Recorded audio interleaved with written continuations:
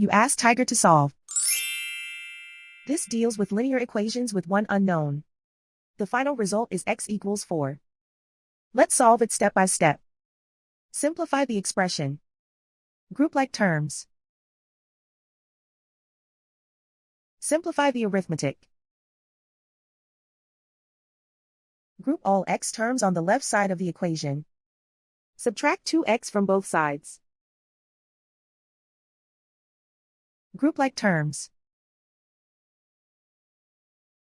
Simplify the arithmetic. Group like terms. Simplify the arithmetic. Group all constants on the right side of the equation. Add 4 to both sides. Simplify the arithmetic.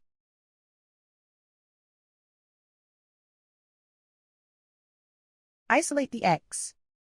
Divide both sides by 3.